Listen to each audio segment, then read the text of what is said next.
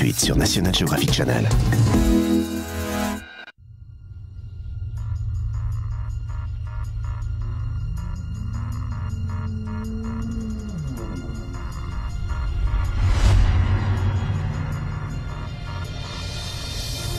La Terre. Autant que nous le sachions, c'est le seul endroit de l'univers où la vie existe. Pourquoi?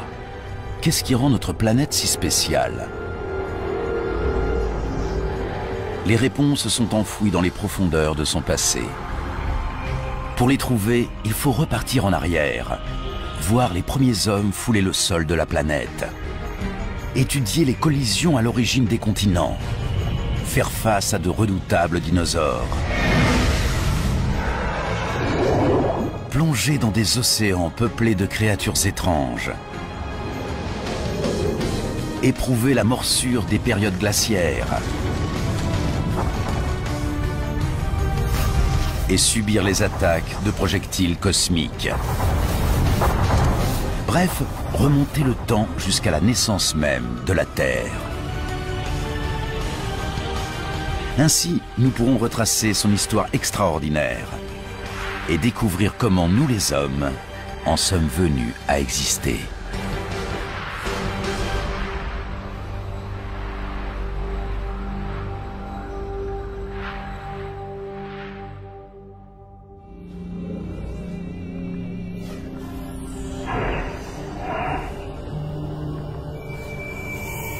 Notre voyage commence il y a près de 5 milliards d'années. Mais c'est impossible. Il n'y a aucun signe de notre belle planète bleue. Juste une étoile nouvellement née, notre Soleil, entouré d'un nuage de poussière. Nous sommes arrivés trop tôt, avant même que la Terre se soit formée.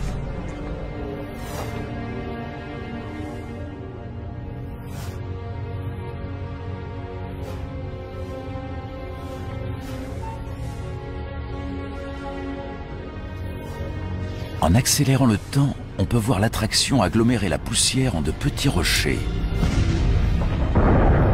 Il semble presque impossible que quelque chose d'aussi complexe qu'une planète ne soit fait que de poussière et de roches.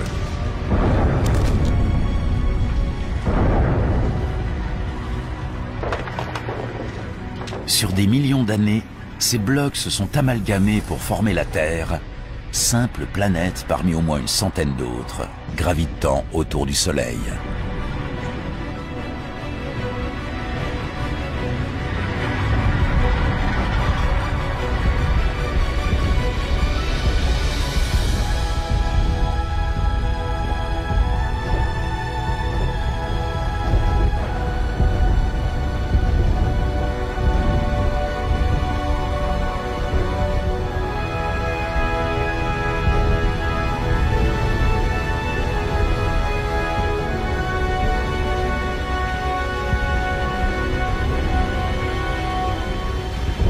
Mais il y a 4 540 millions d'années, le globe terrestre était un véritable enfer.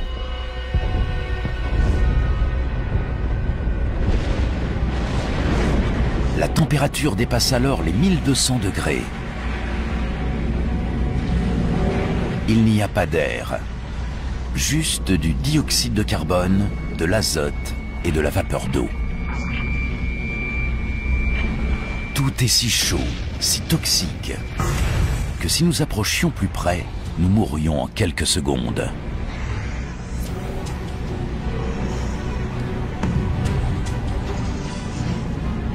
La Terre est une boule de roche en fusion.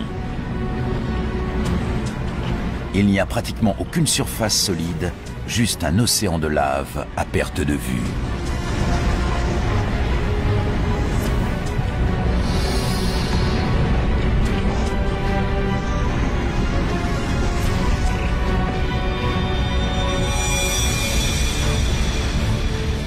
Une jeune planète appelée Theia se dirige droit sur nous. Aussi grosse que Mars, elle se déplace à près de 15 km par seconde, 20 fois plus vite qu'une balle de pistolet.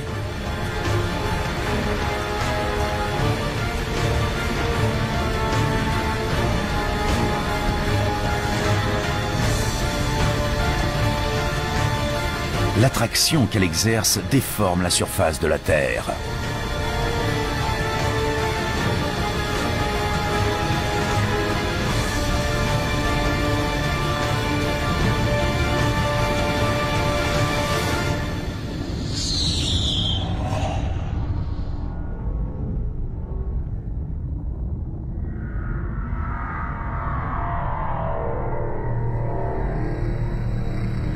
L'onde de choc se propage à la surface de la Terre. C'est comme si les deux jeunes planètes devenaient liquides. Des milliards de tonnes de débris sont projetés dans l'espace.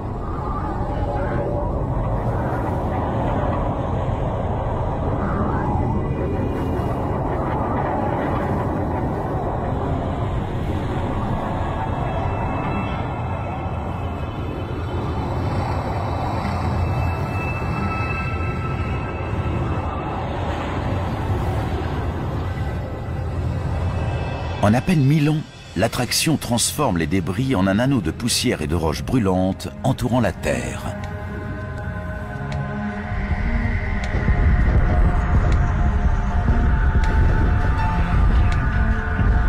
À partir de cet anneau, une boule se forme de plus de 3000 km de large.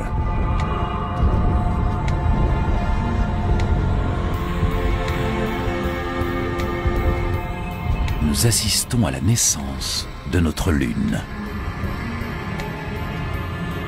Elle est bien plus proche qu'aujourd'hui, à seulement 22 000 km de nous, au lieu d'environ 400 000 actuellement.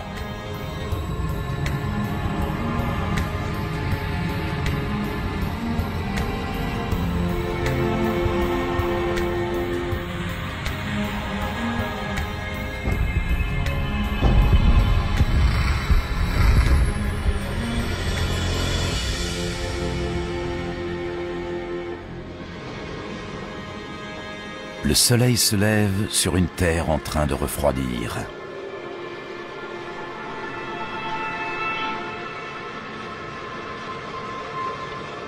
Et se couche seulement 3 heures plus tard. La collision a imprimé à la Terre un mouvement de rotation si rapide que chaque journée ne dure que 6 heures. Les jours passent peut-être plus vite, mais la planète, elle, change très lentement.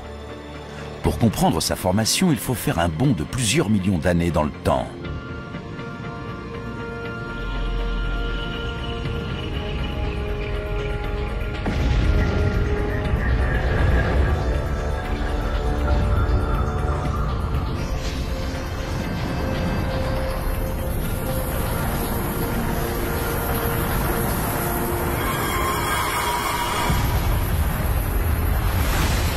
Une pluie de météorites.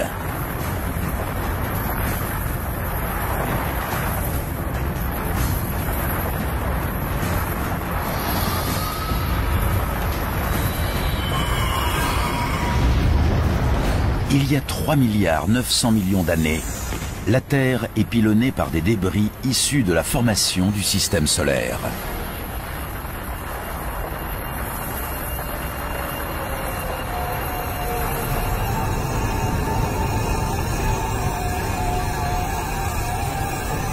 Ces étranges cristaux à l'intérieur des météorites ressemblent à des grains de sel. Le même sel que vous mettez sur vos aliments. Chacun d'entre eux contient de minuscules gouttelettes d'eau.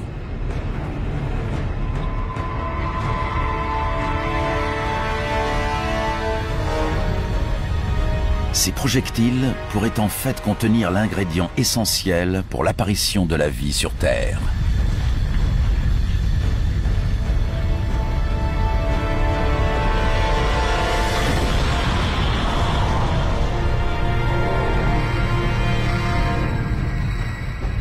Chaque météorite ne renferme qu'une infime quantité d'eau. Mais comme le bombardement dure plus de 20 millions d'années, des flaques finissent par se former. L'eau s'accumule sur le sol. Le noyau de la Terre est toujours en fusion, mais la température à sa surface a refroidi. Et 70 ou 80 degrés c'est suffisant pour la formation d'une croûte. Cette eau est peut-être celle que nous buvons aujourd'hui. Chaque gorgée, chaque flaque, chaque goutte d'eau dans les océans actuels est vieille de plusieurs millions d'années. Cette eau a sans doute parcouru des millions de kilomètres pour parvenir jusqu'à nous, transportée au cœur d'une météorite.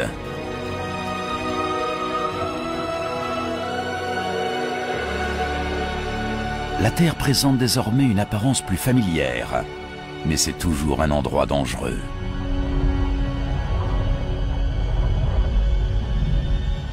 Ce vent est aussi puissant, peut-être même plus puissant, que le plus destructeur des ouragans.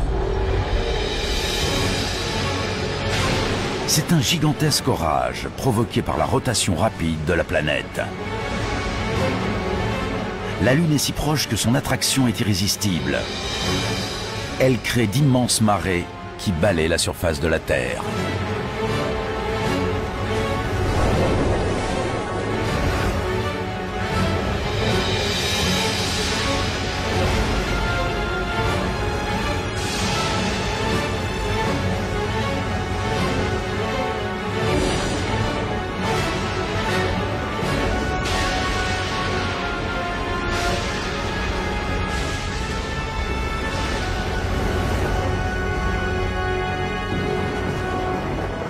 Mais peu à peu, la Lune s'éloigne. Les vagues se calment et la rotation de la Terre ralentit.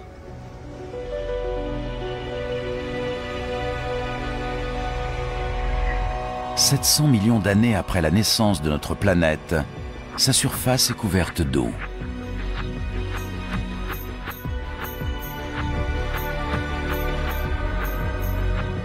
Mais pas seulement d'eau.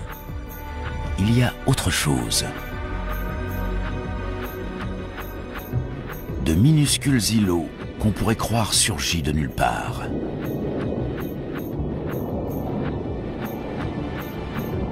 En réalité, il s'agit de roches en fusion qui jaillit à travers la croûte terrestre et monte jusqu'à la surface de l'océan. Progressivement, le magma refroidit et forme une île volcanique. Voilà comment toutes ces îles sont apparues. Plus tard, elles se rejoindront pour donner naissance au premier continent.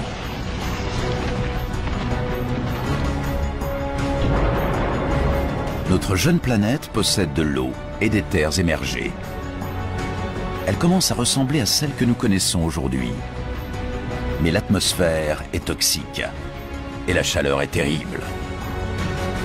Rien ne peut vivre ici.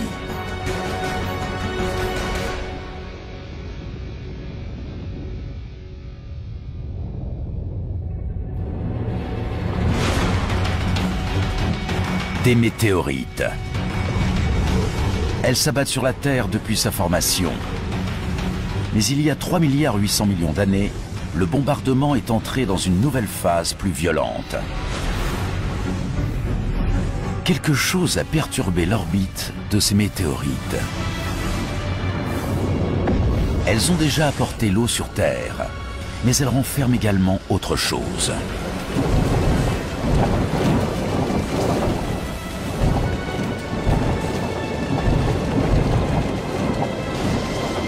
En se décomposant, elles libèrent leurs minéraux.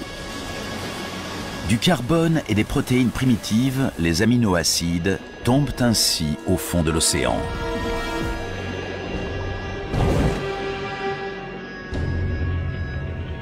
Il fait noir. Les rayons solaires ne pénètrent pas au-delà de 300 mètres de profondeur. La température est presque glaciale.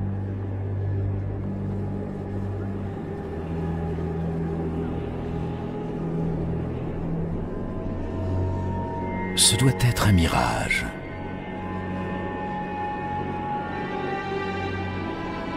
Une ville entière de cheminées sous-marines. Ce qui s'en échappe n'est pas de la fumée, mais une sorte de liquide chaud. De l'eau de mer s'est infiltrée à l'intérieur de la Terre par des fissures dans la croûte. Elle s'est réchauffée et s'est chargée en minéraux et en gaz. Et c'est ce puissant mélange qui est à présent recraché dans l'océan et qui forme ces tours.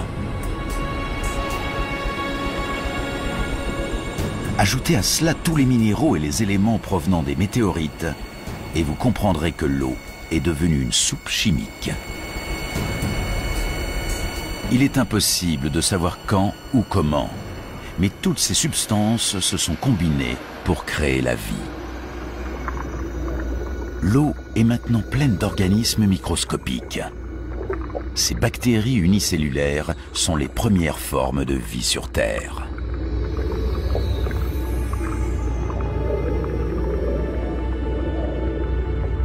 C'est un tournant dans la formation de notre planète.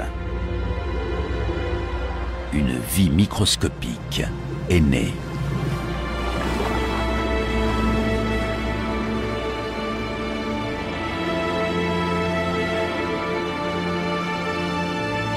Ensuite, pendant des centaines de millions d'années, rien ne change. Le processus évolutif est au point mort.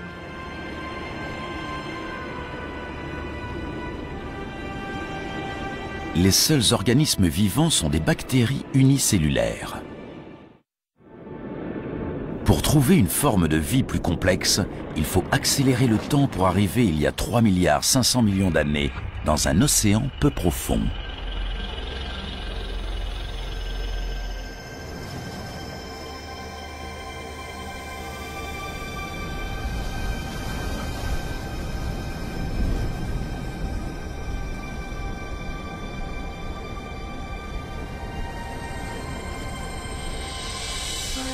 Ces structures ressemblent à des rochers, ou même à des plantes.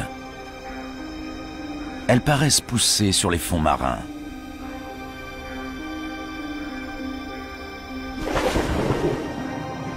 Chacune d'elles est une montagne de bactéries vivantes, une colonie qu'on appelle un stromatolite.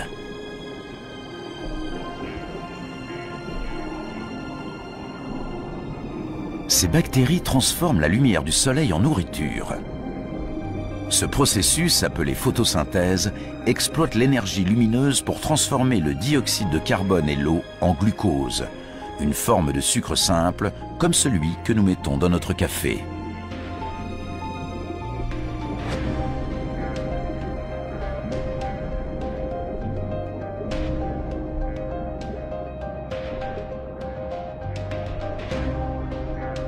Ce mécanisme libère un produit dérivé, un gaz, appelé oxygène.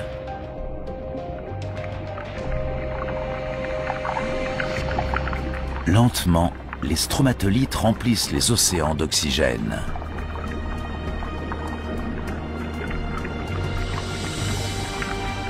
Cet oxygène transforme les traces de fer dans l'eau en rouille. Celle-ci tombe sur les fonds marins pour former des dépôts de roches ferrugineuses. Bien plus tard, nous nous en servirons pour construire des ponts, des bateaux et des gratte-ciel.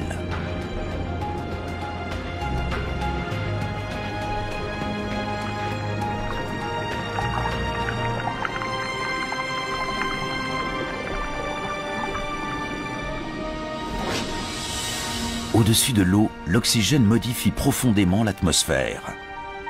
Les stromatolites sont en train de produire l'élément le plus important pour la vie sur Terre.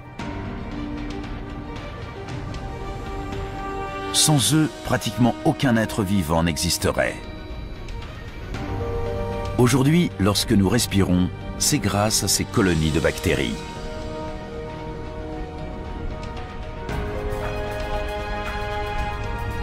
Au cours des 2 milliards d'années qui suivent, le taux d'oxygène continue à augmenter. À mesure que la rotation de la planète ralentit, les jours rallongent.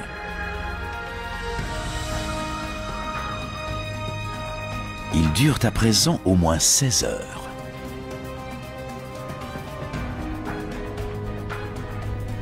Il y a 1,5 milliard d'années, soit 3 milliards d'années après la naissance de la Terre, il n'existe encore aucune forme de vie complexe.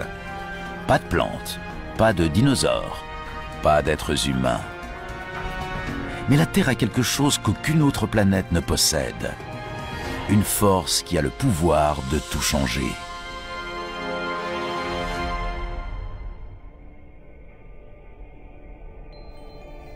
Notre planète est alors une magnifique boule bleue parsemée d'îles volcaniques et abritant une vie primitive.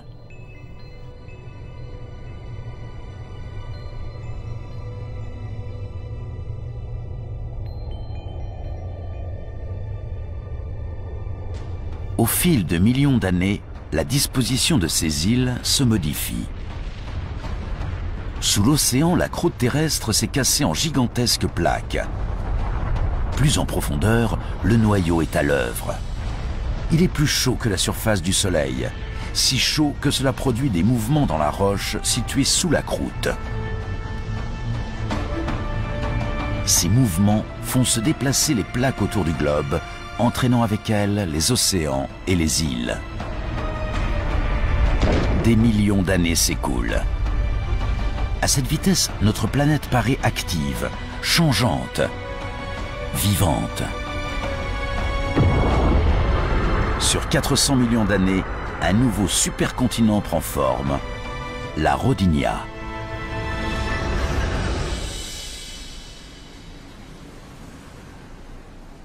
Dans les eaux peu profondes qui entourent la Rodinia, les stromatolites rejettent de l'oxygène dans l'atmosphère depuis plus de 2 milliards d'années. La température est de 30 degrés et les journées durent désormais 18 heures.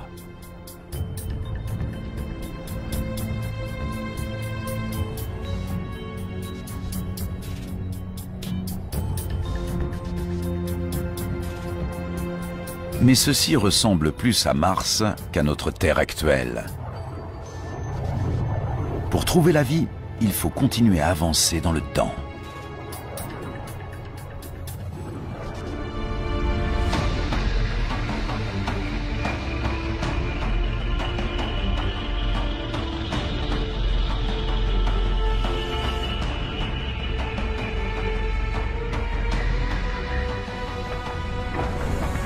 L'État de Washington, il y a 750 millions d'années. Une force venue des profondeurs brise la croûte terrestre. C'est comme si le globe était en train de se déchirer. Une seule force est assez puissante pour avoir un tel effet, la chaleur. Elle s'échappe du noyau en fusion, étirant et affaiblissant la croûte.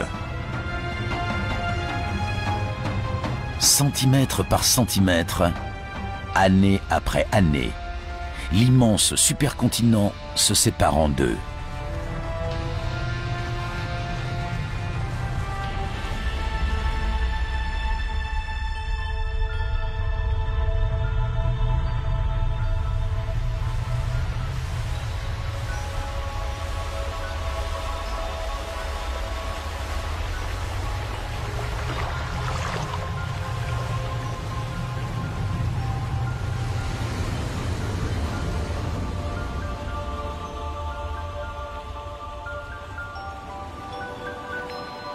Cette activité géologique intense a donné naissance à une multitude de volcans.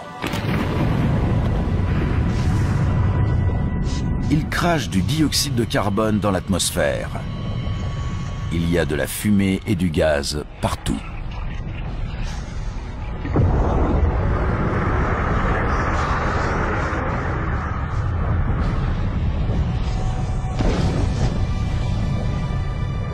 Tout ce CO2 se combine à l'eau pour donner des pluies acides. Les roches absorbent ces pluies et le dioxyde de carbone qu'elles contiennent. Et à présent, il y a énormément de roches sur la Terre qui ont été mises à nu lorsque le continent s'est fracturé. Une grande partie du dioxyde de carbone présent dans l'atmosphère finit par être emprisonnée dans ces roches.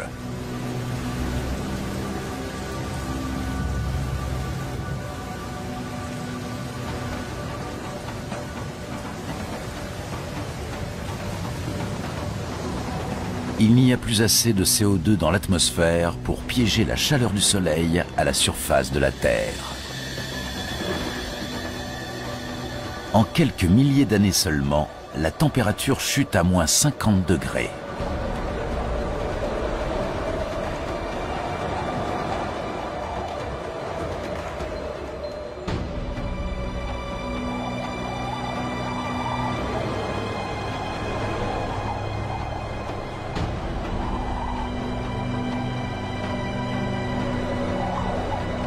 Cette étendue glacée est l'Australie du Sud, il y a 650 millions d'années. C'est le début d'une période que certains scientifiques appellent la Terre boule de neige, et qui pourrait avoir été l'ère glaciaire la plus longue et la plus froide qu'ait jamais connue notre planète. Un immense mur de glace, haut de plusieurs milliers de mètres. Il envahit tout. Plus il y a de glace, plus la lumière du soleil est réfléchie vers l'espace et plus vite la glace s'étend. Et il y a un autre mur de glace, aussi haut que le premier. Tous deux sont partis des pôles et avancent en direction l'un de l'autre pour se rejoindre à l'équateur.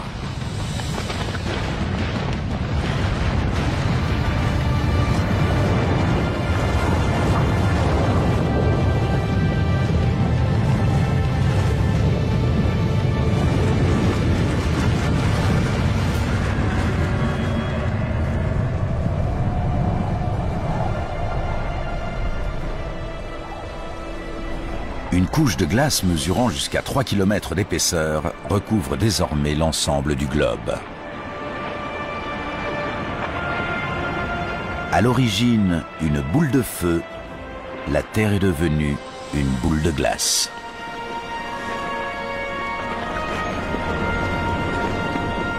La lumière et la chaleur du Soleil sont presque intégralement réfléchies vers l'espace.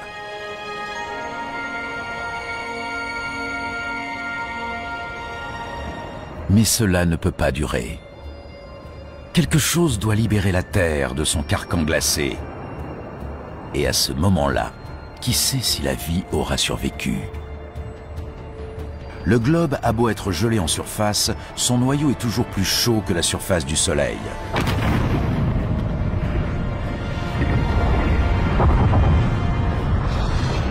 Des éruptions volcaniques se produisent depuis que le globe a commencé à geler. Mais jusqu'ici, même leur chaleur et leur puissance n'avaient aucun effet sur la glace.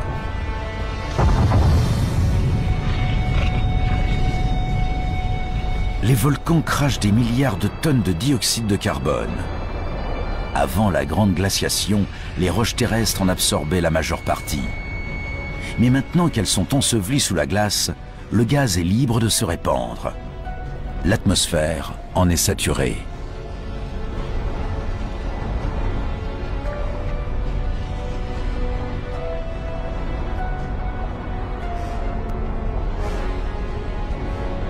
Comme une serre, le CO2 retient la chaleur du Soleil. La température augmente et au bout de 15 millions d'années, la glace se met à fondre.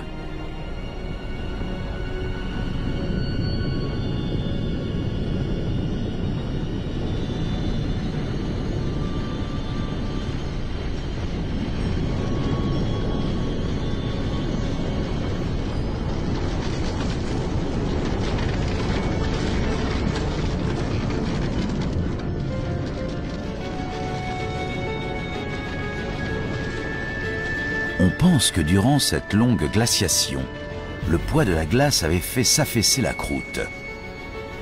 Avec la fonte, celle-ci se redresse. Cela la fragilise et favorise l'apparition de nombreux volcans.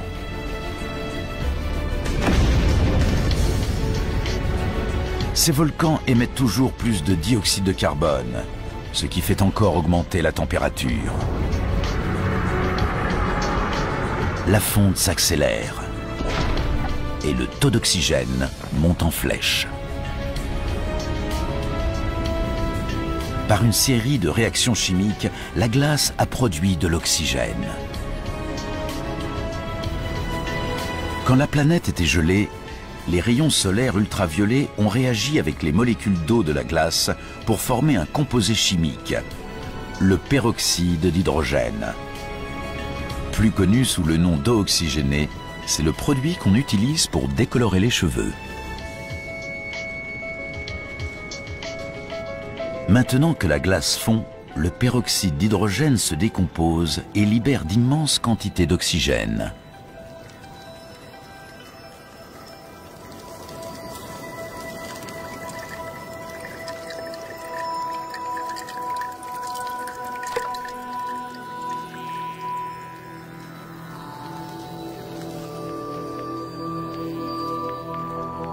La Terre se réveille. Elle est devenue très différente.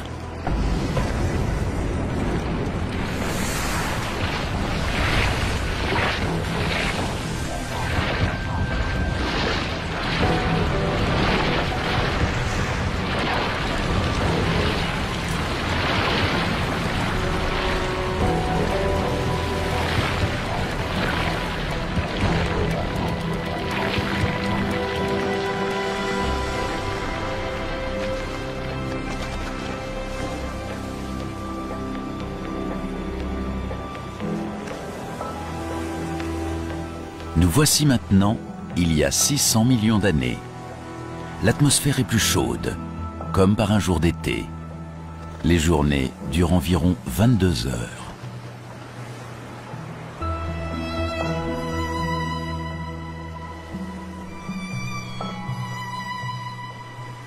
Avec toute cette eau, les conditions sont idéales pour la vie.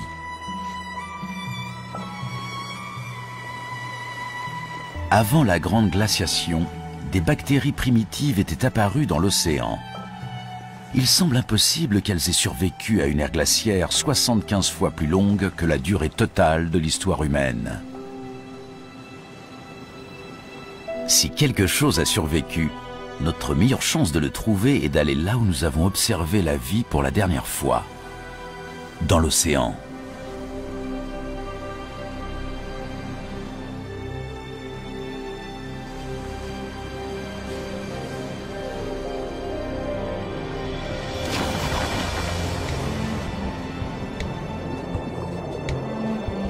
Nous sommes il y a 540 millions d'années. Dans ces eaux gorgées d'oxygène, les bactéries primitives ont évolué. Une poignée d'entre elles a dû résister à la glaciation. Il y a des plantes partout. Et autre chose. Cette sorte de mollusque pourvu d'une carapace s'appelle Vivaxia. Il fait partie d'une nouvelle génération d'organismes multicellulaires complexes.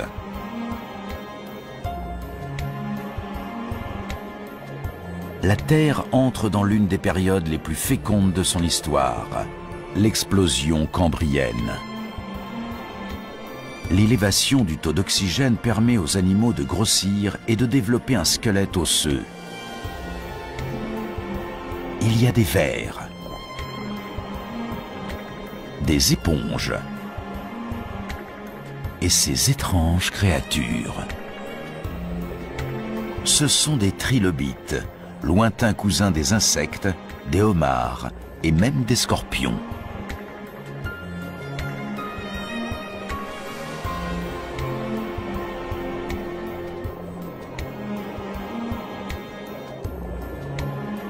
L'océan abrite une vie marine foisonnante, allant de bactéries microscopiques à un monstre comme celui-ci. Il s'appelle Anomalocaris.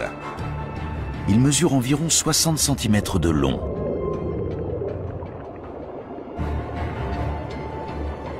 Observez ses gros yeux, ses dents comme des rasoirs et ses membres faits pour saisir.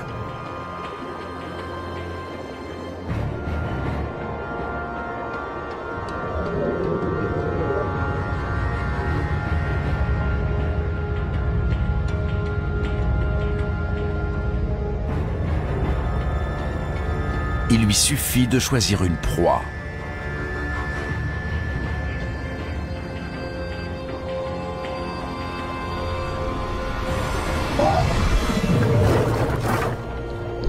Incapable de se retourner, le trilobite expose son abdomen vulnérable.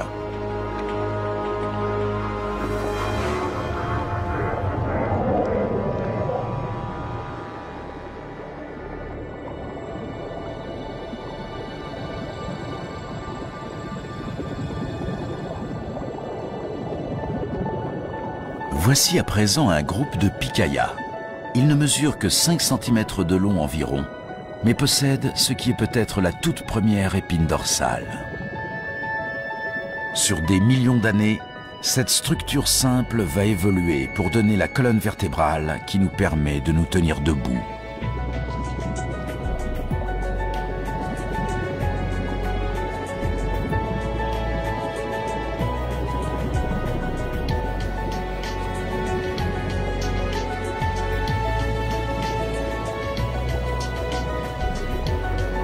Nous avons plongé dans l'océan, nous attendant à le trouver dévasté.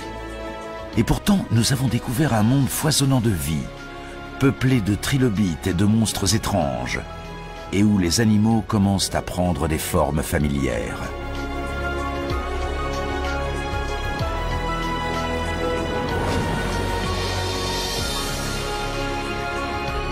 Dans l'eau, il existe déjà des dizaines de milliers d'espèces végétales et animales. Le développement de la vie semble impossible à arrêter.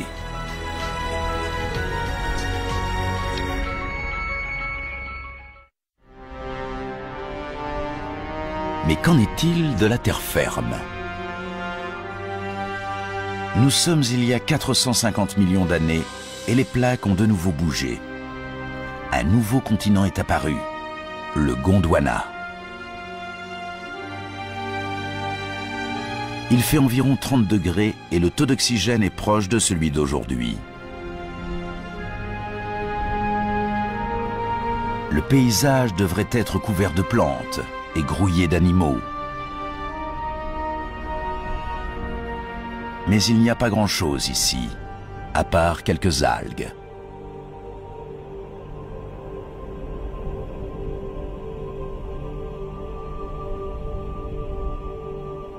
Il y a une seule explication à cela. Le soleil. Il bombarde la surface de ses rayons meurtriers. La vie complexe que nous avons observée dans l'océan n'a aucune chance de se développer à la surface. Mais à 50 km d'altitude, là où les rayons pénètrent dans l'atmosphère, il se passe quelque chose d'étrange. Au contact du rayonnement solaire, l'oxygène se transforme en un autre gaz, l'ozone. Ce gaz forme une couche autour de notre planète qui absorbe les rayons meurtriers du Soleil.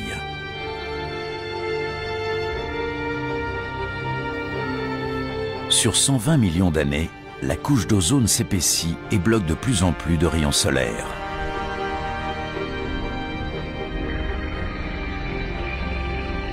Sans elle, la vie à la surface de la Terre serait tout simplement impossible. Ainsi protégée, la vie s'épanouit.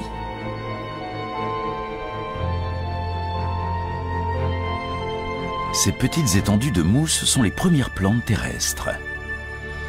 Elles émettent encore plus d'oxygène, dont le taux grimpe en flèche.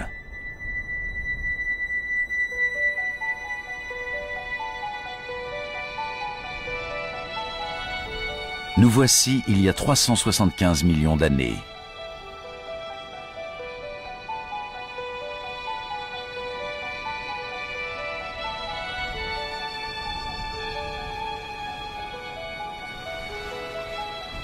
Il y a quelque chose là-bas, dans l'eau. Quelque chose qui bouge, qui nage.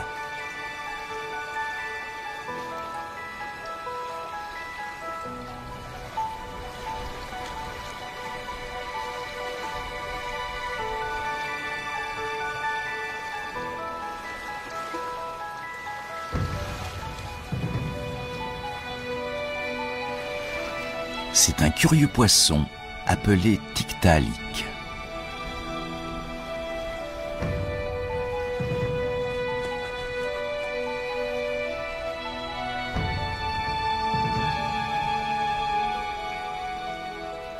Son long cou lui permet de redresser la tête.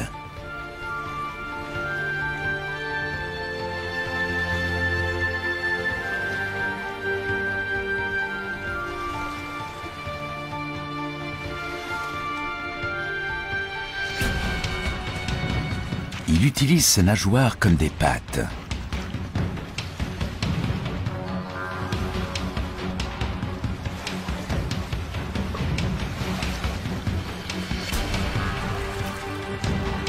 Cela lui permet de se hisser sur la rive où la végétation est en plein essor. Sur 15 millions d'années, ces animaux appelés tétrapodes évoluent. Leurs membres deviennent plus puissants et ils passent toujours plus de temps hors de l'eau. Et enfin, il y a 360 millions d'années, ils s'établissent pour de bon sur la terre ferme. C'est à partir d'un animal comme celui-ci que se développeront tous les vertébrés quadrupèdes, les dinosaures, les oiseaux, les mammifères et pour finir, les hommes.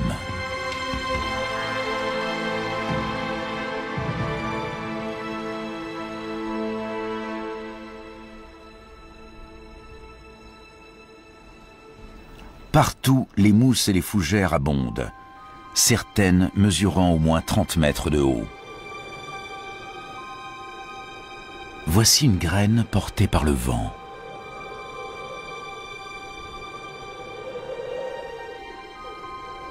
Jusqu'à présent, les plantes se reproduisaient à l'aide de leurs spores, des particules unicellulaires qui exigent une grande quantité d'eau pour survivre et se développer. Mais cette graine se trouve à des kilomètres de l'eau. Cet embryon de plante contient ses propres provisions d'eau et de nutriments. Contrairement à une spore, elle peut survivre en absence d'eau pendant des mois et même des années.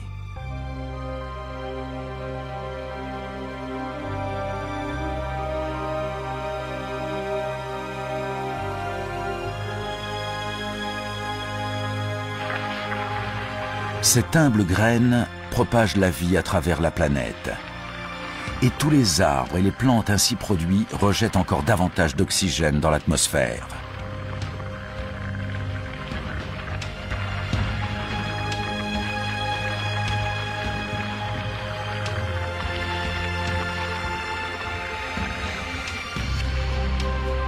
Nous pourrions respirer sur cette terre.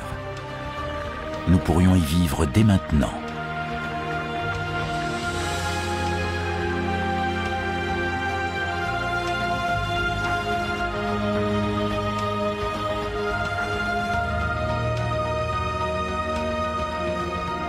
Nous avons fait un long chemin pour passer d'une boule de poussière et de roches en fusion à une planète bleue et verte regorgeant de vie.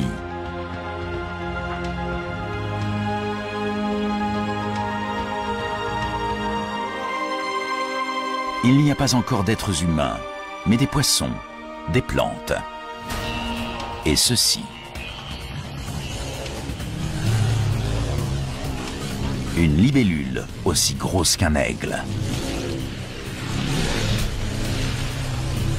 Cette géante porte le nom de Meganeura. Au fil de l'évolution, ses pattes sont devenues des ailes, ce qui lui permet d'étendre considérablement son territoire de chasse.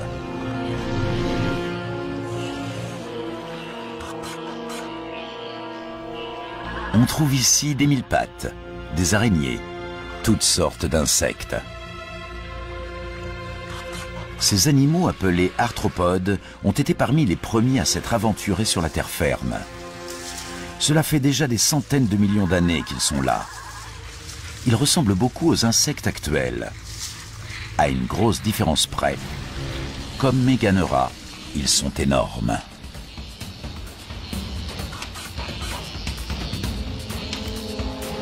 Nous sommes dans un monde peuplé de géants, où les mille-pattes font 2 mètres de long, et les scorpions sont aussi gros que des loups.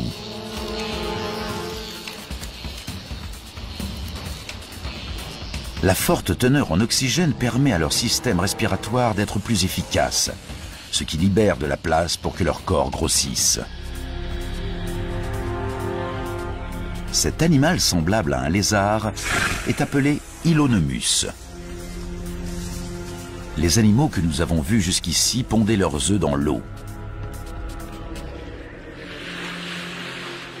Mais ces œufs contiennent toute l'eau et les nutriments nécessaires à leur développement.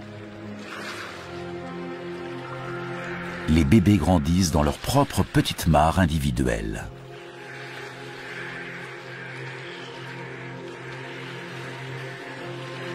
L'œuf constitue un progrès majeur dans le processus évolutif. Les animaux peuvent désormais laisser l'océan derrière eux pour conquérir les continents.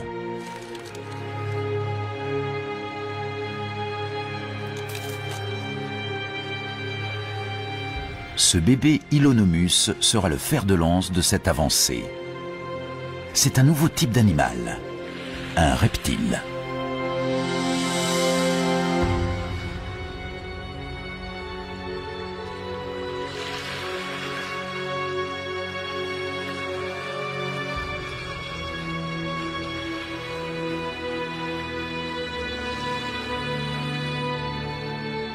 Là où il y a la vie, il y a aussi la mort. Il y a tellement de matière végétale morte qu'elle s'accumule et se décompose en couches denses et spongieuses. Sur des centaines de millions d'années, des roches vont venir la couvrir. Sous l'effet de la chaleur du noyau terrestre et de la pression des roches, les végétaux morts se transformeront en charbon. Chaque morceau de charbon que nous brûlons aujourd'hui pour notre chauffage et notre électricité provient de plantes mortes il y a 300 millions d'années.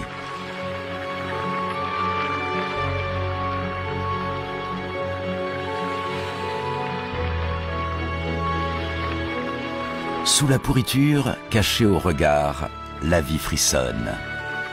Bientôt des graines germeront, des plantes pousseront et ce paysage dénudé revivra.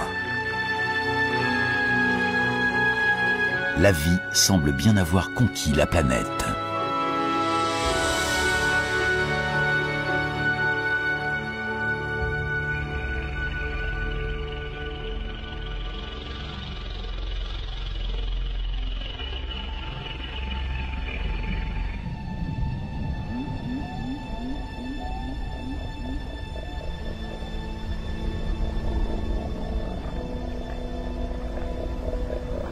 Des animaux paissent dans les plaines sibériennes. Ce ne sont pas des dinosaures, car ceux-ci n'apparaîtront pas avant 20 millions d'années. Mais ils sont immenses. L'évolution a fait un énorme bond en avant. Les petits lézards que nous avons vus précédemment sont à présent des reptiles géants.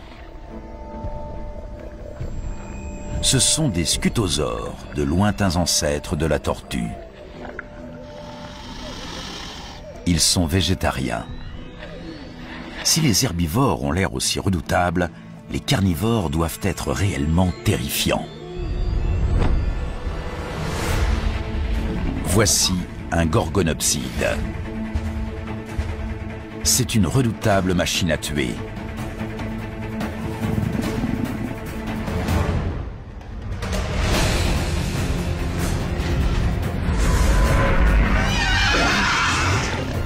Ses longues dents acérées ont blessé le scutosaure.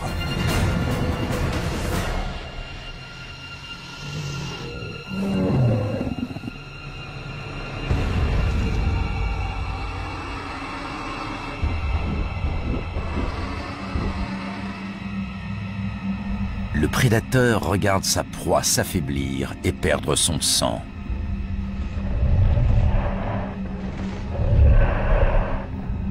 Puis, il s'avance. Mais que se passe-t-il? Il recule. Il se passe quelque chose d'étrange. Le sol devient brûlant.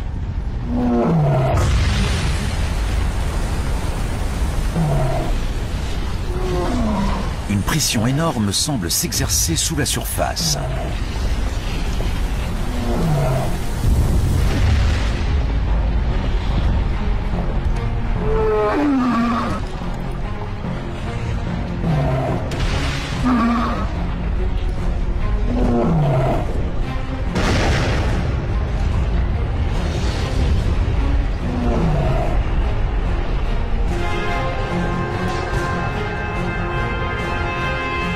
Cette lave ne provient pas d'un unique volcan. La région tout entière entre en éruption. C'est un épanchement basaltique. Un immense fragment du manteau remonte des profondeurs de la planète, faisant jaillir la roche en fusion par des fissures dans la croûte terrestre.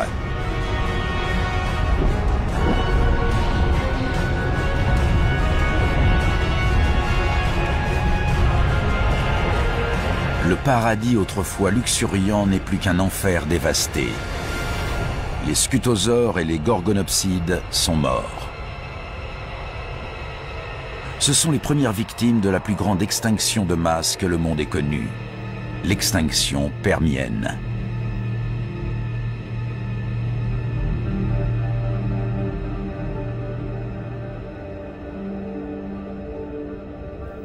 À l'autre bout du Gondwana, c'est comme si rien n'était arrivé.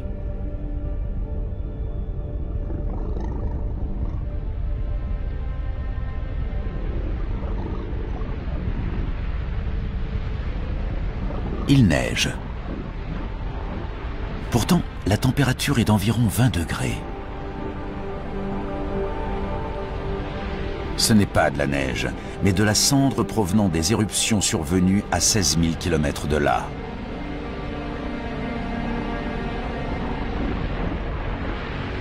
La cendre brûle, asphyxie et tue les animaux sur l'ensemble du globe.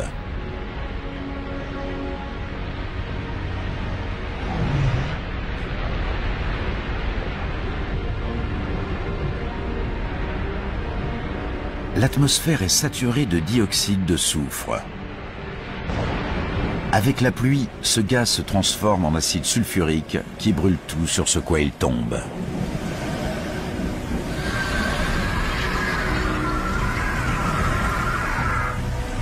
Apparemment localisée au départ, la catastrophe est devenue planétaire. Les éruptions sibériennes font augmenter le taux de dioxyde de carbone.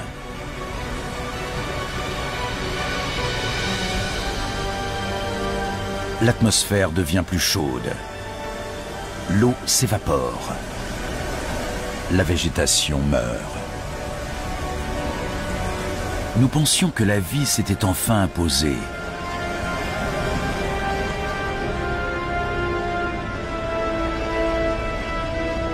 Apparemment, nous avions tort.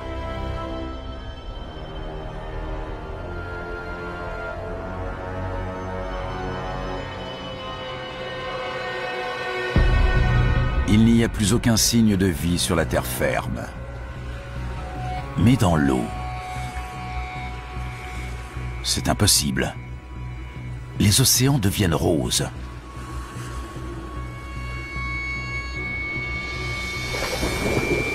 Et les plantes, les trilobites, les prédateurs, tout a disparu. Tout, sauf ces algues roses. La hausse de la température atmosphérique a dû réchauffer les océans et les priver d'oxygène. Dans ces eaux stagnantes, seules les algues peuvent survivre. Les éruptions sibériennes sont en train de transformer toute la planète. Rien, pas même l'océan le plus profond, n'est à l'abri.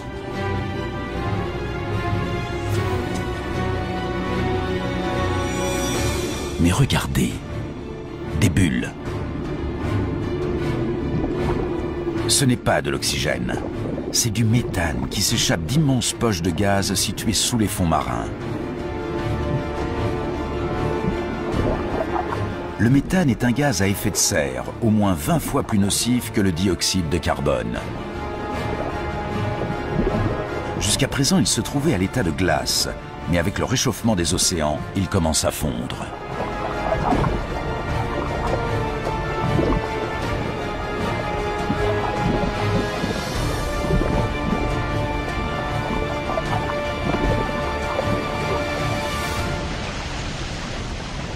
Émis dans l'atmosphère, le méthane fait grimper encore plus la température. Elle atteint désormais près de 40 degrés, soit 6 degrés de plus qu'avant les éruptions sibériennes.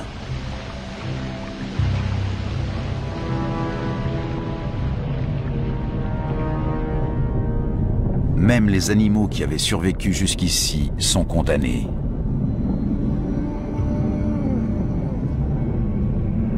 Cela fait 500 000 ans que les éruptions ont commencé.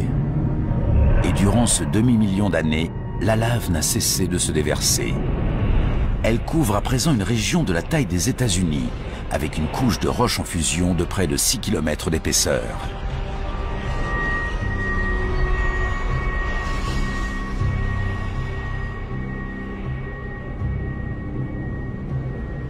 « 95% des êtres vivants ont été décimés. Quelques animaux ont survécu en se terrant sous la terre et en mangeant ce qu'ils trouvaient.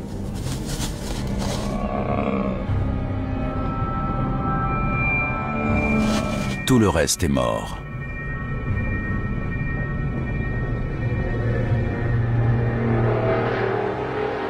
Il y a 250 millions d'années, nous voici de retour au point de départ sur une planète sans vie, ou presque.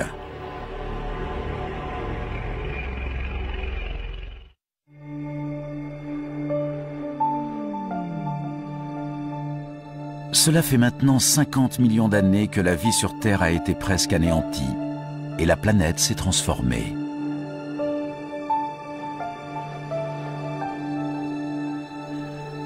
Nous sommes il y a 200 millions d'années. Il n'existe plus qu'un supercontinent, la Pangée, qui s'étend d'un pôle à l'autre.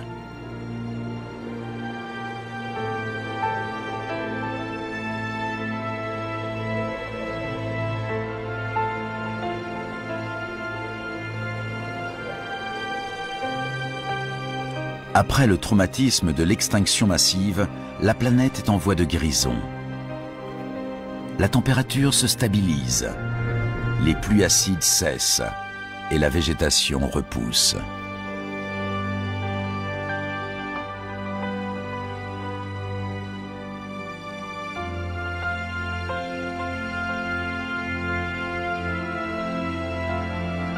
Après la disparition de 95% des êtres vivants, la voie est libre pour l'apparition d'une nouvelle espèce. Elle dominera la planète comme aucune autre avant elle ou depuis.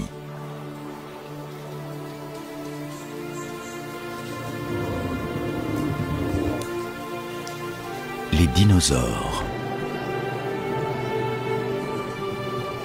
Ceux-ci sont des ammosaures. Comme tous les dinosaures, ils descendent de la poignée de reptiles qui ont survécu à l'extinction permienne. Mesurant 4,50 m de haut, ils sont lents et vulnérables.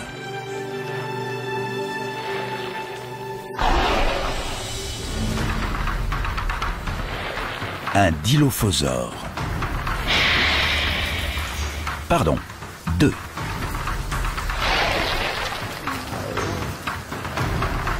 Ils sont petits et agiles.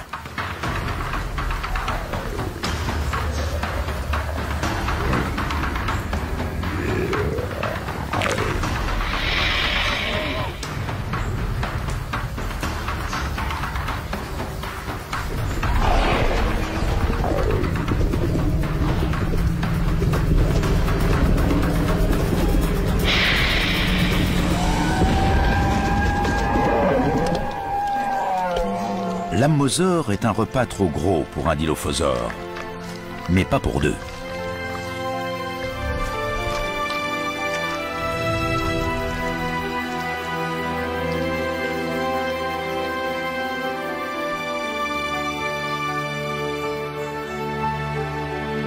Les dinosaures ont repeuplé la Terre, mais aucune espèce ne peut dompter cette planète agitée et imprévisible.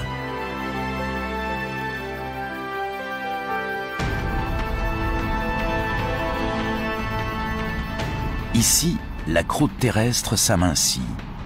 Elle laisse passer de la lave. Elle est secouée par des séismes, comme étirée par une force invisible. Et la même chose se produit tout au long de ce qui deviendra la côte est de l'Amérique du Nord.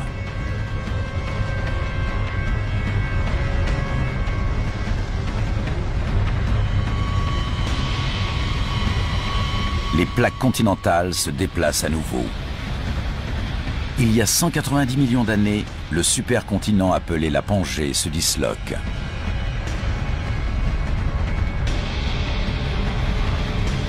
Un immense bout de terre s'est détaché. Le gouffre ainsi créé se remplit d'un nouvel océan appelé la Thétis, au-dessus de ce qui sera un jour le Moyen-Orient. Les courants poussent des nutriments vers les eaux côtières qui bordent ce qui deviendra l'Arabie Saoudite, l'Irak et l'Iran. Ces nutriments attirent des millions de poissons.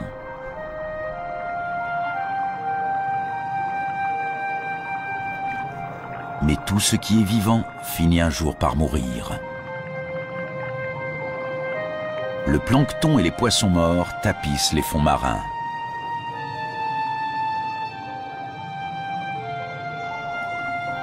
Au cours des 10 millions d'années suivantes, des couches de roches viendront recouvrir et réchauffer leurs cadavres.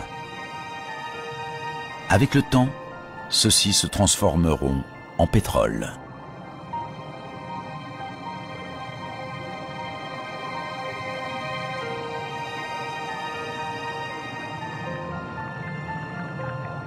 Chaque litre d'essence dans nos voitures, chaque morceau de plastique, la peinture sur nos murs, la moquette sous nos pieds, même le savon avec lequel nous nous lavons, presque tous ces produits trouvent leur origine dans ce processus.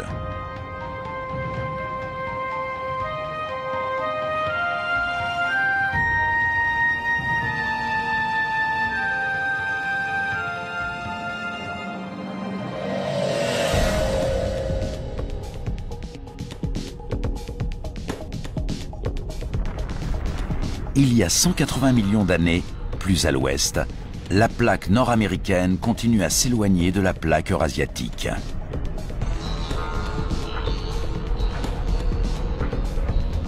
La progression est lente, environ 2,5 cm par an, le rythme auquel poussent nos ongles. Mais en accélérant le temps, nous voyons apparaître un nouvel océan et de nouveaux continents. Montréal s'éloigne de Marrakech et New York de l'Afrique de l'Ouest. Le monde est en train de prendre son visage actuel. L'abîme entre les deux continents se remplit pour créer un vaste océan, l'Atlantique.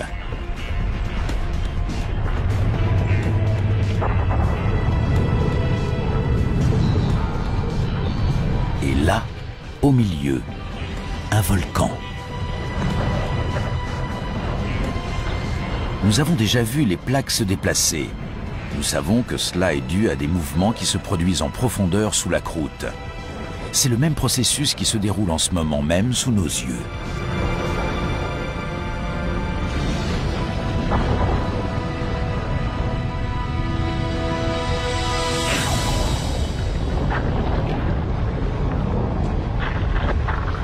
Tout le plancher océanique a été déchiré en deux et repoussé vers le haut sous la forme d'une chaîne de montagnes et de volcans.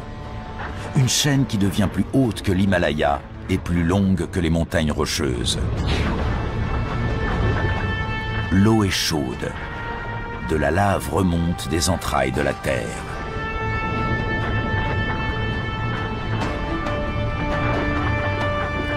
En refroidissant, elle crée une nouvelle chaîne de montagnes volcaniques et un nouveau plancher océanique. C'est cela qui fait se séparer les plaques continentales et donne à notre planète une nouvelle physionomie.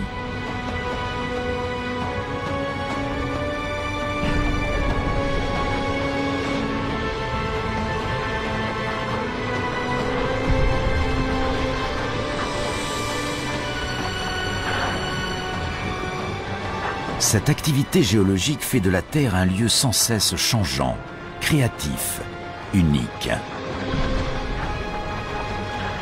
Et chaque fois que la planète se réinvente, les espèces qui y vivent doivent s'adapter et évoluer.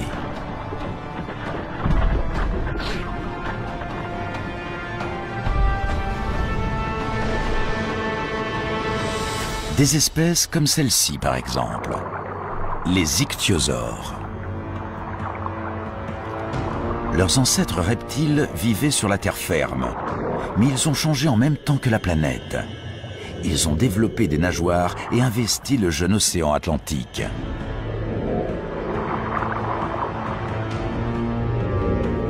Ce spécimen fait 6 mètres de long et se déplace à environ 40 km/h.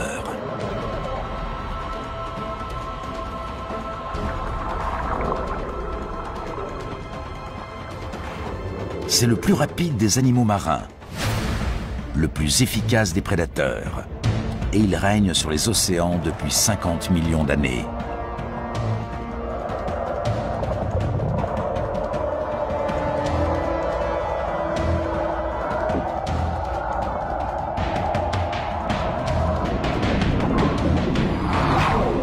Mais il doit désormais compter avec un rival.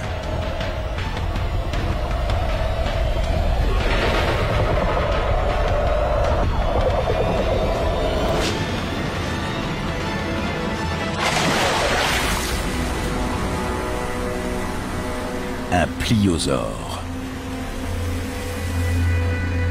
Mesurant environ 15 mètres de long et pesant plusieurs tonnes, il possède d'immenses mâchoires, 8 fois plus puissantes que celles d'un grand requin blanc, et des dents de 30 cm de long.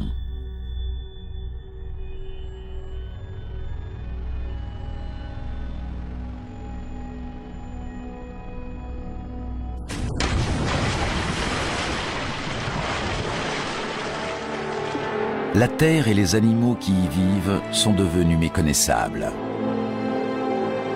Là où se trouve l'océan Atlantique, s'étendait autrefois la terre ferme. C'est ici même que nous avons vu des ammosaures brouter et des dilophosaures traquer leur proie.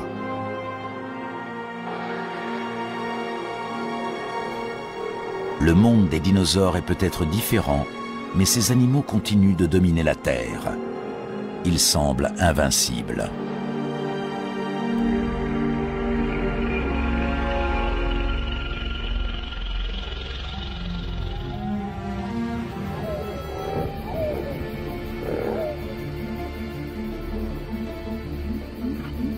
Cet animal, qui ressemble à une musaraigne, descend du petit nombre de mammifères qui ont survécu à l'extinction massive 185 millions d'années plus tôt. Il constitue une proie pour les dinosaures. C'est pourquoi la plupart des mammifères vivent dans les arbres ou sous terre et ne sortent que la nuit. Ils ne représentent aucune menace pour les dinosaures.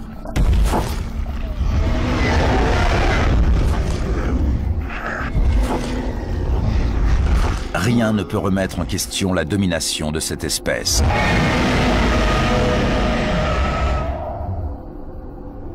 En tout cas, rien sur Terre.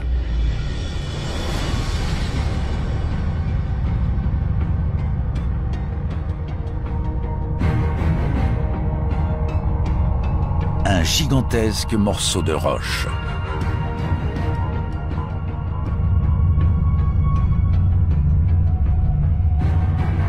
Cet astéroïde mesure une dizaine de kilomètres de diamètre. Verticalement, il serait plus haut que le mont Everest.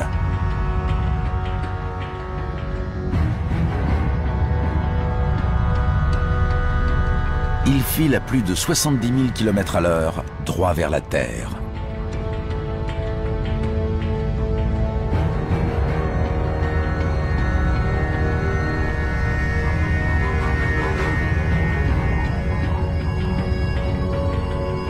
Il se dirige vers le golfe du Mexique, juste au large de la péninsule du Yucatan.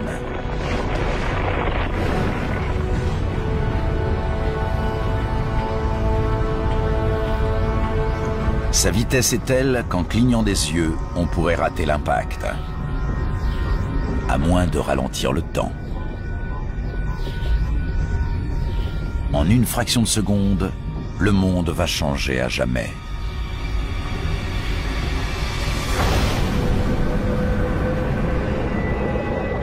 Au moment de l'impact, l'autre extrémité de l'astéroïde se trouve encore à près de 11 000 mètres d'altitude, aussi haut qu'un avion de ligne.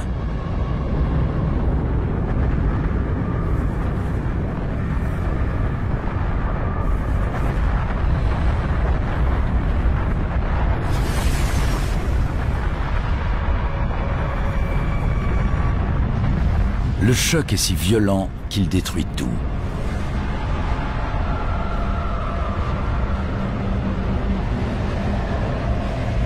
L'astéroïde lui-même est instantanément pulvérisé.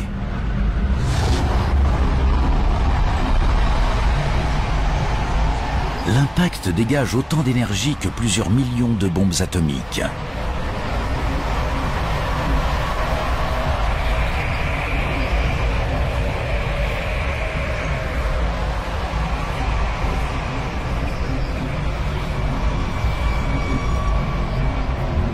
Rien n'est épargné, pas même le ciel.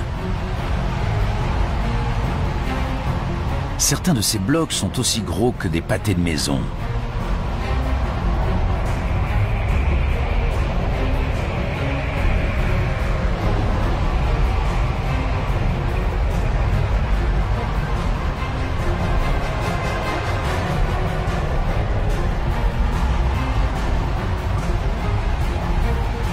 Les fragments de l'astéroïde se dispersent dans tous les sens, comme des éclats d'obus.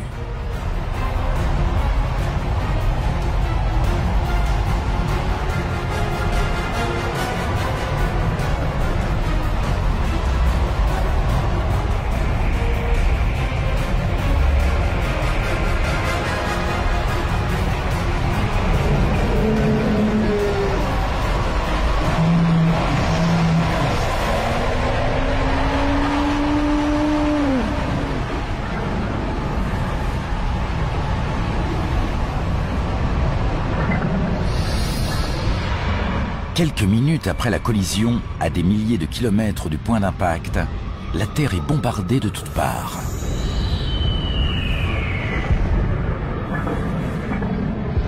Des blocs rocheux s'abattent un peu partout. Le sol est secoué par des séismes.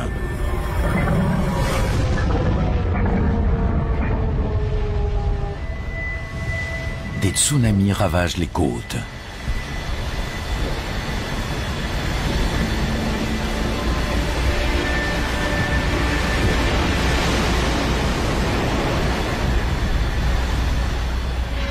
Mais l'assaut ne fait que commencer. Le panache de poussière et de roches en fusion s'étend et engloutit la planète. Le ciel semble prendre feu.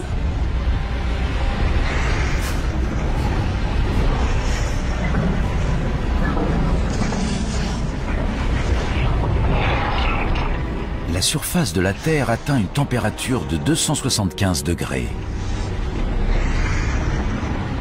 La végétation s'enflamme spontanément.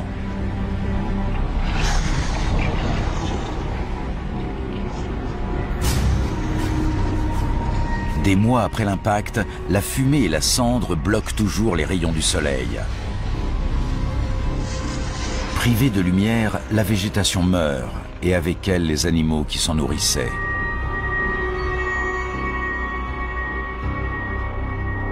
Après une telle catastrophe, difficile d'imaginer que quoi que ce soit ait pu survivre.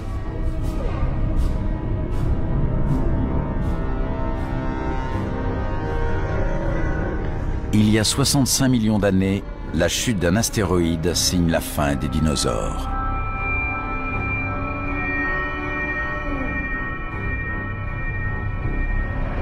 Leur règne, qui durait depuis 165 millions d'années, est terminé.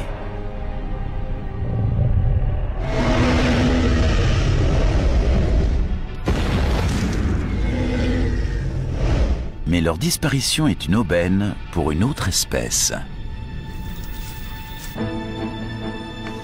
Les mammifères. Vivant sous terre, ils ont échappé à la chaleur et aux incendies. Comme ils sont omnivores, ils s'épanouissent tandis que des espèces au régime alimentaire plus restrictif s'éteignent.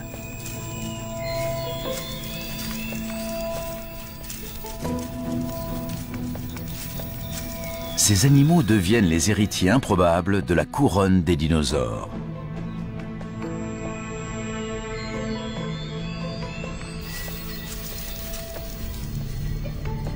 Une histoire s'achève, une autre commence. Maintenant que les dinosaures ont disparu, nos ancêtres pourraient avoir leur chance.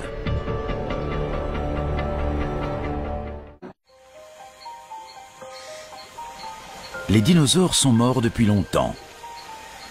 La planète est paisible.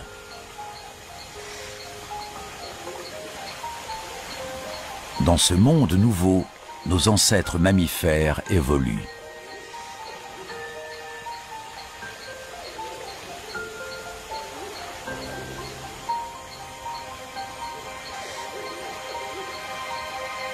Nous sommes il y a 47 millions d'années.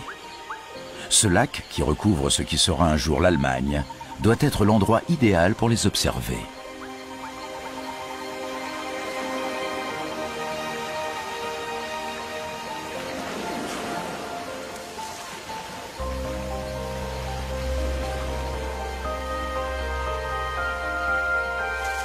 Ce mammifère est différent de ceux que nous avons vus jusqu'à présent. Il a des yeux et un cerveau plus grands. Il a pour nom Darwinius massilae et pour surnom Ida. Cette femelle ne nous ressemble pas, mais son fossile récemment exhumé a montré que cette espèce a pu évoluer pour donner les grands singes, puis l'homme. Nous contemplons ici ce qui est peut-être l'un de nos premiers ancêtres connus.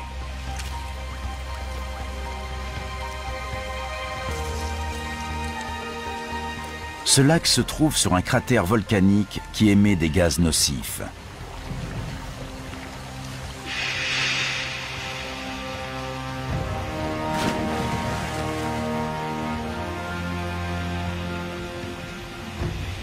Le lac qui a tué Ida la conservera dans ses eaux dépourvues d'oxygène.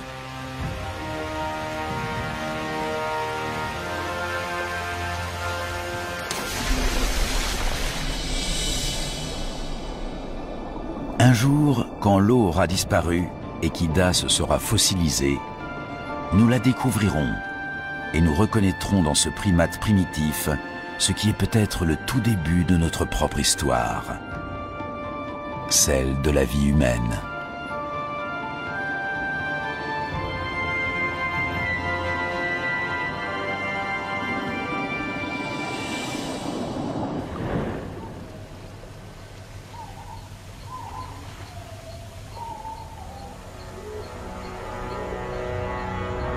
Nous commençons à comprendre comment notre planète s'est construite et comment tout ce que nous avons vu, les bactéries océaniques, les poissons qui marchent, les rongeurs souterrains, a conduit à l'apparition de l'homme.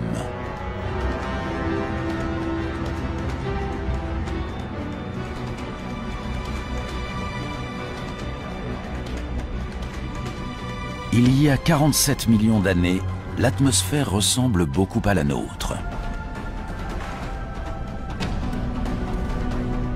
La température est de 24 degrés et les journées durent juste un peu moins de 24 heures.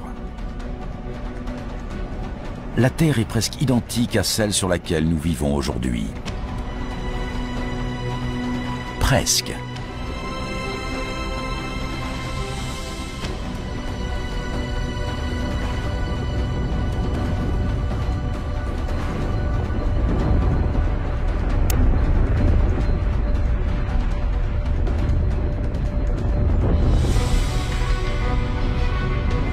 Les plaques ont continué à se déplacer, entraînant avec elles les continents. L'Inde avance au nord, vers l'Asie.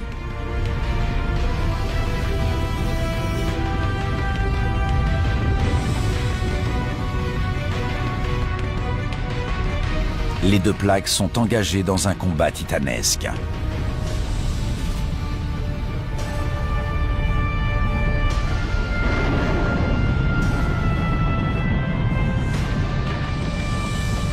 Aucune ne gagne le duel, et toutes deux commencent à se déformer. Ce qui était jusque-là le plancher océanique se tord et s'élève sur 2500 km de long.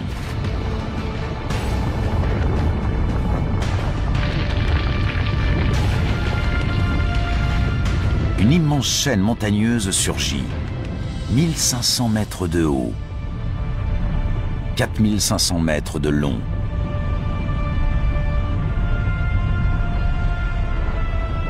Elle finit par atteindre plus de 8000 mètres de haut.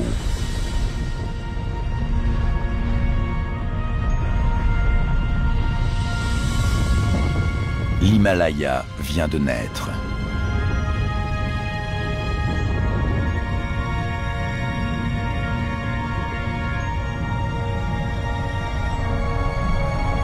Et voici le sommet le plus haut du monde, le mont Everest.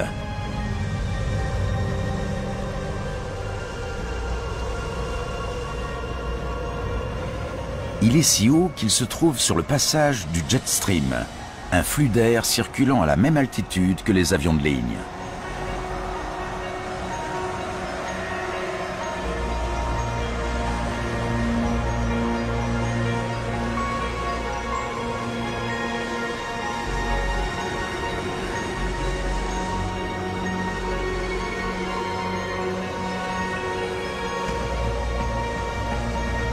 La fonte des neiges de l'Himalaya alimente de puissants fleuves. Le Gange, l'Indus, le Yangtze et le fleuve Jaune.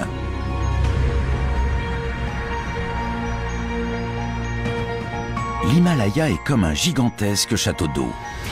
Un jour, ces fleuves fourniront en eau près de la moitié de la population mondiale.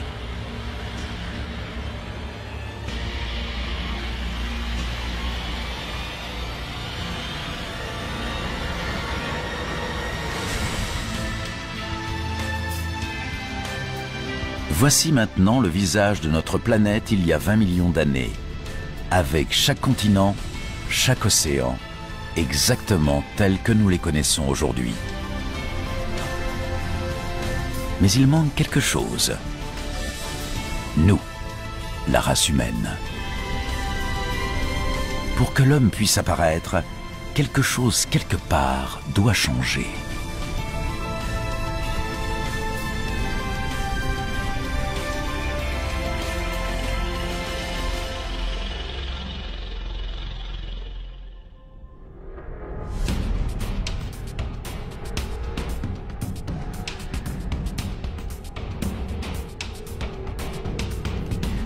Sur la côte est de l'Afrique, entre les plaques qui forment l'écorce terrestre, un grand fossé est en train de s'ouvrir.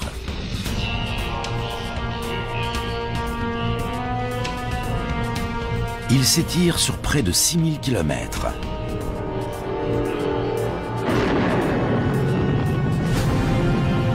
Sur ses bords, des montagnes se forment.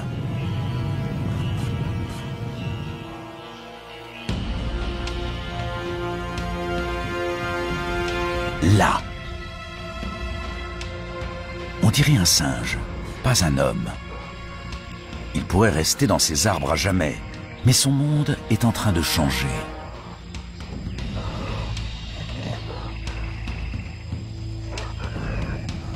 Les montagnes qui se forment font office de barrière et bloquent l'humidité en provenance de l'océan Indien. Il fait de plus en plus chaud et sec. La luxuriante forêt pluviale fait place à une savane aride. Ce climat plus chaud détruit l'habitat de ces animaux.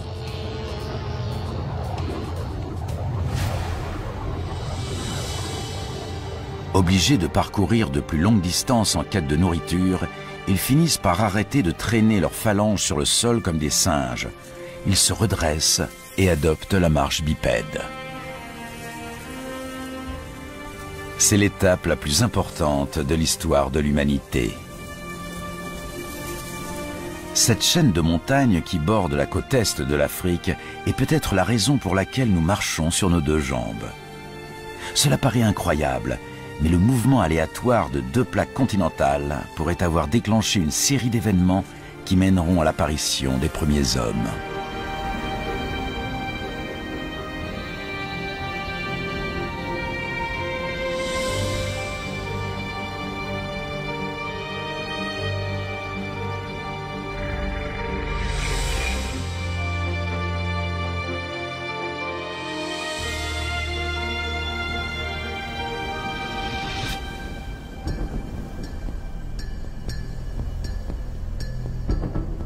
Un homme et un enfant. Cette scène pourrait se passer aujourd'hui, mais nous sommes il y a 1 500 000 ans. Ils appartiennent à une espèce humaine primitive, Homo erectus. Et voici les premières empreintes de pas pareilles aux nôtres. Les civilisations passées et présentes, toutes les générations qui nous ont précédés, les grandes inventions, les idées les plus brillantes, l'histoire humaine dans toute sa complexité et toute sa splendeur, tout commence ici et maintenant.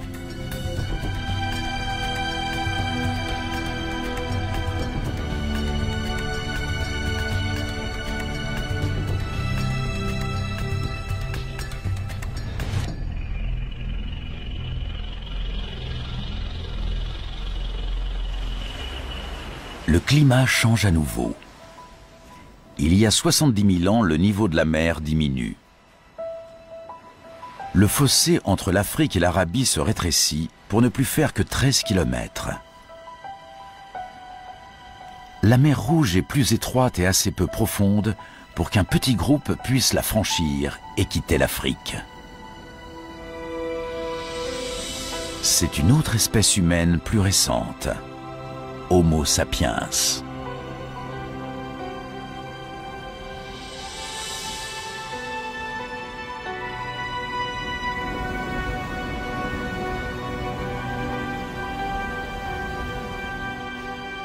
Ils ont réussi à traverser. Les chercheurs pensent que tous les hommes qui peuplent la Terre sont les descendants de ces quelques 200 individus.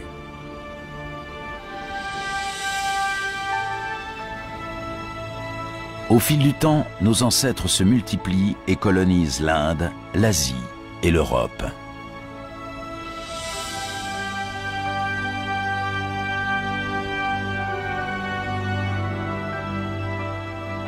Mais tandis que les hommes progressent vers le nord, un mur de glace géant se déplace vers le sud.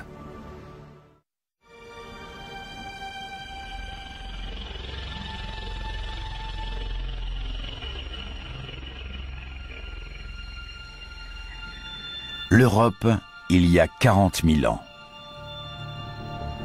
Nos ancêtres Homo sapiens qui arrivent ici trouvent un monde en rapide évolution. Il commence à faire plus froid. On devrait être en plein cœur de l'été, mais la végétation est gelée et les rivières sont couvertes de glace.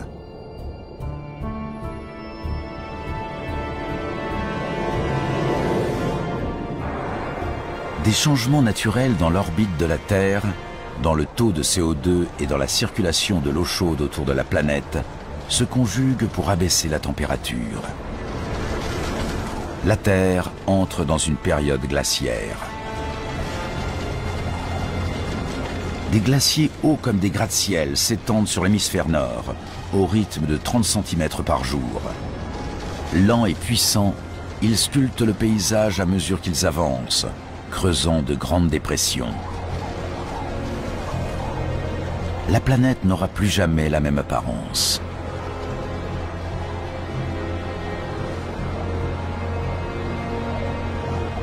Il y a environ 20 000 ans, les glaciers cessent de progresser.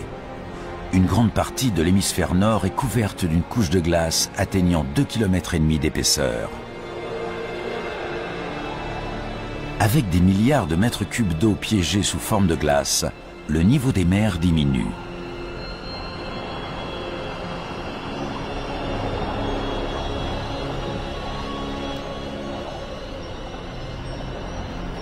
Il y a 20 000 ans, une bande de terre émerge de l'océan entre la Sibérie et l'Alaska.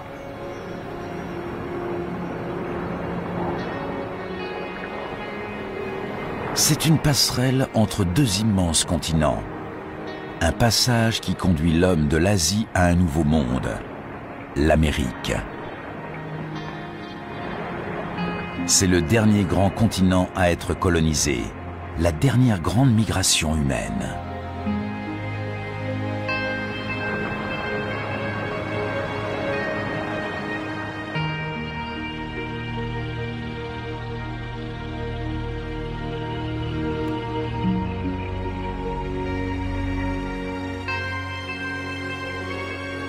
Il y a 14 000 ans, les changements qui ont déclenché la période glaciaire s'inversent. En se retirant, la glace laisse apparaître un hémisphère nord très différent. Les glaciers ont creusé d'immenses dépressions qui se remplissent d'eau pour donner naissance aux grands lacs nord-américains.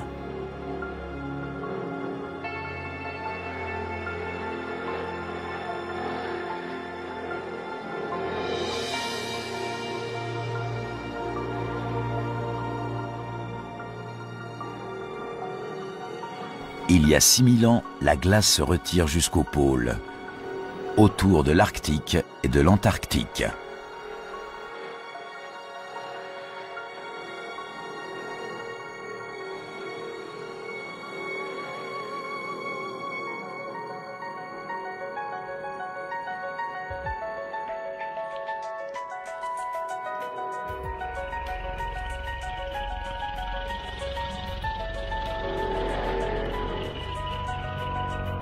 Nous voici arrivés au terme d'un voyage de 4,5 milliards d'années. Nous retrouvons notre monde, notre époque. Pour la première fois, nous pouvons retracer la fabuleuse histoire de notre planète. Nous pouvons comprendre comment et pourquoi tout ce que nous voyons autour de nous existe.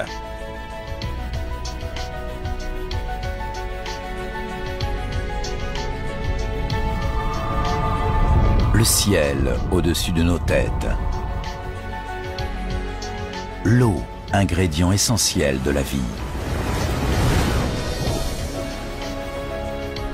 Le sol sous nos pieds.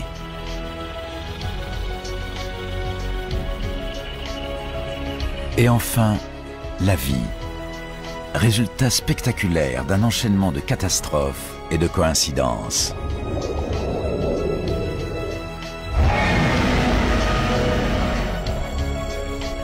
Chaque succès, chaque désastre est un pas sur le chemin qui mène ici, jusqu'à chacun de nous, aujourd'hui.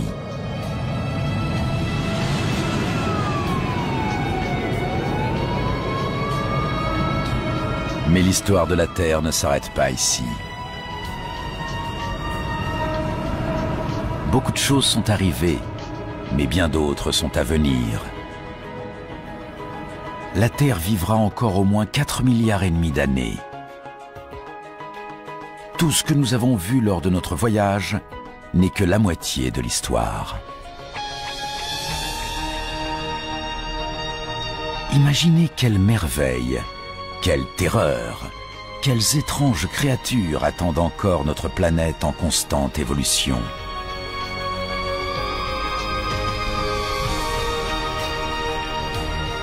Le prochain chapitre de l'histoire de la Terre reste à écrire.